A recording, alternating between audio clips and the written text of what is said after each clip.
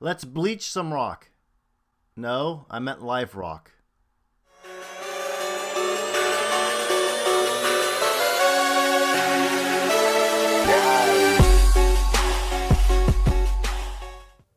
Wall still empty. Hello everyone, ReeferGil here. In this video I'll be showing you the steps that I took to bleach my live rock. Before I get into this though, I want to talk about a term that's being used in all of the forums, a term that is downright misleading and dangerous. Whoever came up with this term did the hobby unjust. The term I'm talking about is cooking or baking live rock. The term's intent was to describe a process, a natural process of bacteria eating away dead organics within a rock while the rock is soaking in salt water and in total darkness. It is a process that can take several months to allow the bacteria to naturally rid the rock of organics. I'll be accelerating this process with the use of bleach. To bake or cook live rock has absolutely nothing to do with placing rock inside of an oven or placing it inside of some boiling water. There are validated incidents where reefers ended up in the hospital after baking the rock in an oven or boiling it in hot water. Unfortunately, the term baking rock or cooking rock has taken on a life of its own. Exacerbating the problem are reefers who are actually reporting positive results after having baked the rock in an oven, presumably unknowingly dodging some serious health issues. Live rock may contain leftover zoas or polyps and other poisonous corals. Left alone, they do not pose any health risks. However, baking them or submersing them in hot water and you have yourself a poisonous cloud of polytoxins in your home. Any person or animal that breathes this in is going to end up in the hospital or worse. Take note that if you're fragging these types of corals, to wear protective gear such as a mask, eye protection, and gloves. The other danger in placing live rock inside of an oven is the risk of the rock literally exploding. Any moisture trapped within the rock is going to have to expand and has nowhere to go. The end result, you end up with a rock exploding inside your oven, or worse, the explosion happens right when you open the door. The kitchen is for cooking food that will enter your body. Don't go risking your health or the health of your loved ones by sticking live rock where it has no business being. If you survive any of the possible scenarios that I described, your parents or your spouse will likely end your reef hobby ambitions, and rightfully so. With the proper handling, bleach can be a useful household cleaner, wash clothes, kill germs on common surfaces, and is even used in swimming pools. The use for bleach is endless. In this video, I'll be using unscented bleach to accelerate the kill-off of organics on the rock, to include some invasive mushrooms, aptasia, and bubble algae that were on the rock. It's my opportunity to undo some of the mistakes I made in the past and start off fresh with a new build. Because I'll be bleaching a decent amount of rock, I'll be doing this outdoors as the fumes of the bleach can be hazardous in small enclosed areas. Never ever mix any other type of cleaner with bleach, as you can cause a deadly form of vapors to rise. Play it safe and only do this outdoors. It goes without saying, but if you have any pets, keep the stuff away from their area.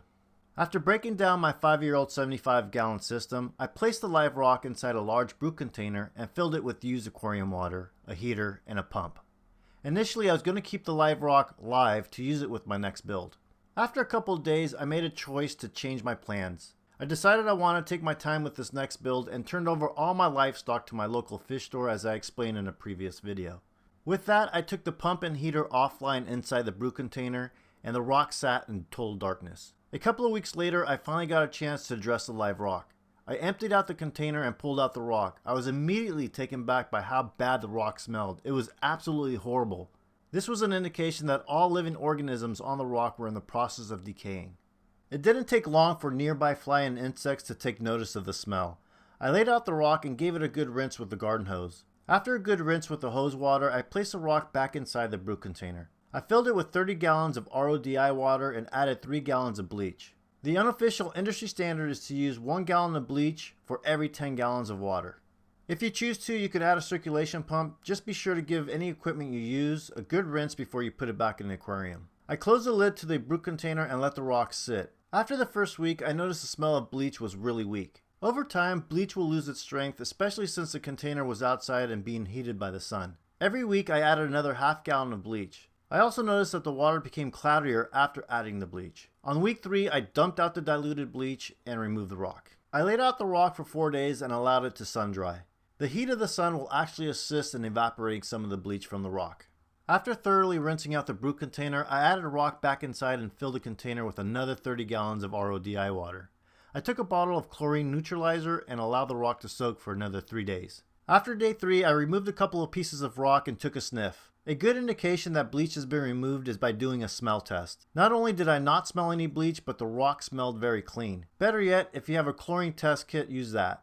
I soak my filter socks in bleach all the time and use a smell test before using them. My olfactory senses haven't failed me. Again, I emptied out the water and moved the container and rock into the garage. I filled it back up with freshly mixed salt water. I topped off the Bleach Reef Saver rock with several pieces of real reef rock. For those of you who don't know, real reef rock is manufactured and coated with fake purple coralline and sold specifically to saltwater hobbyists. It's never been used, so there's no point in putting it through the bleaching process. Now that the rock was in salt water, it's ready to start populating some beneficial bacteria again. I tossed in a pump to agitate the water surface and provide for oxygen exchange. I also tossed in a heater to keep the water around 75 degrees. The heater was my preference, but you can get away without using one so long as the location of where your container isn't exposed to extreme cold temperatures. After that, I added some frozen food to kick off the nitrogen cycle, also added a small bottle of Microbacter 7 to introduce some live bacteria. Additionally, I added 2 marine pure bioplates to house some beneficial bacteria. A week later, the water remains crystal clear and has zero odor. The hope is for the rock and marine pure plates to become populated with beneficial bacteria and shorten the actual nitrogen cycle once the rock is finally introduced into the new system. It will be important for me to monitor the phosphate levels to ensure they don't get out of control and make my efforts to cycling the rock counterproductive. Even though my next build isn't going to be much larger than the 75-gallon system I just took down, it's going to be a big improvement. I really can't wait to get some water filled into the new system. Feel free to follow me on Instagram and Facebook. The links are down below in the description. If you haven't already done so, please subscribe, hit that like button, and we'll see you guys next Sunday. Thanks for watching.